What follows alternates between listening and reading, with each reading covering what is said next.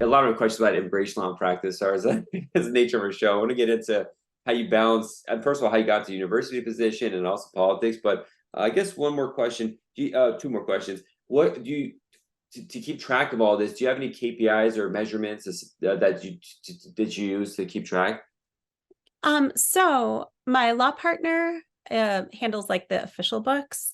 And so I have like big picture numbers from him. I have a really funky Excel spreadsheet that works for me to like look year after year, month after month, and I can go back. I think I started it in its current format in like 2014.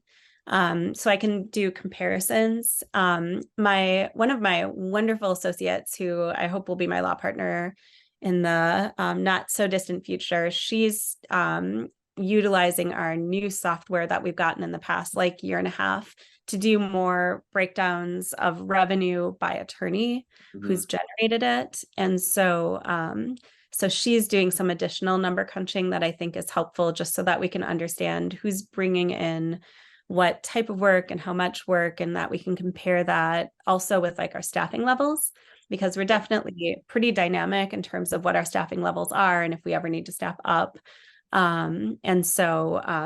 So some like those comparisons, those numbers that she's been crunching, I think provide additional clarity. Hmm. Yeah, I Uh, recently just I got into QuickBooks. I had an Excel sheet for 10 years, 12 years, and mhm, then I got QuickBooks and I was like, I can't believe I was using this. My Excel sheets were terrible. Now I look back at the time it made total mhm, sense, but now I was like QuickBooks so much better. And then I mhm, this a couple months ago I broke it down to like case type of revenue. I've tried like the chart's got super long now, but like mhm. it helps a lot. But Yeah. when you say brought in, do you mean like the originated the cases? They were like they found the client, or that the case they're handling? No, just case they're handling. One of my attorneys brings in a meaningful amount of work, but most of the work is still just generated by me. Real cool. So We just, we use LawPay. That's something that we've integrated in the past like year and a half. And that's now how we're doing some further breakdowns. And then we also use QuickBooks. yeah, it's this once the volume starts going up, getting all this tech, and I'm too cheap. I'm like I don't want to pay for this stuff, but and so I'm dragging my heels. But like you got to get into it because the analysis. Do you have any unconventional, not just the money, but like other things you do to track? Like time is one, like how much people are working and stuff. To certain extent, is there any other things like that you do that's different? You think or One thing that I've done recently is we do a lot of writing intensive cases. So a lot of O1s, EB1s, national interest yeah. waivers, fees.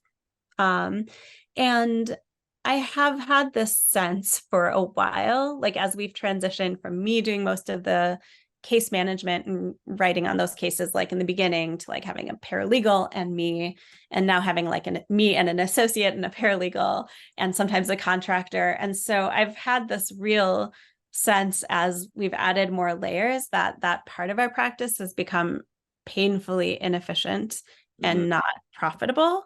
Yeah.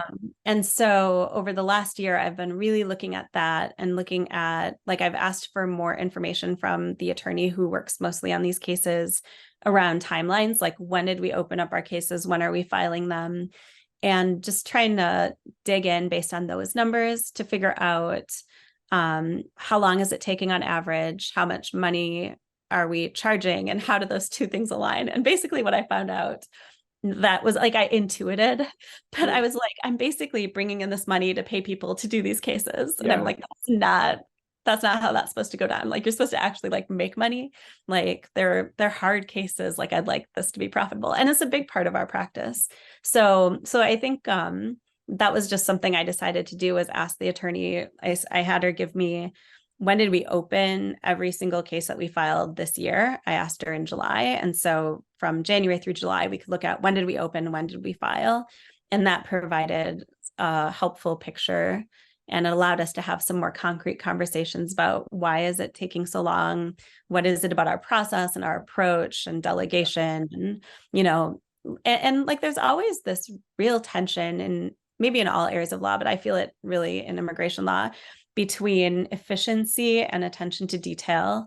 Yeah. And so I tell my staff, like the goal is to A, get the case approved. That is like the amount of work that is required. And then B, make sure our clients know that we understand their case and we care about them.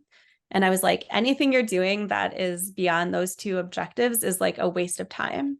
Like it needs to be like a high quality approvable case, and our client needs to feel like we see them. Yeah. And so sometimes people just are like, I've hired some really beautiful writers over the years, and sometimes they just get super into the writing. And I'm like, you Yeah. are overwriting these cases, you are over researching these letters. So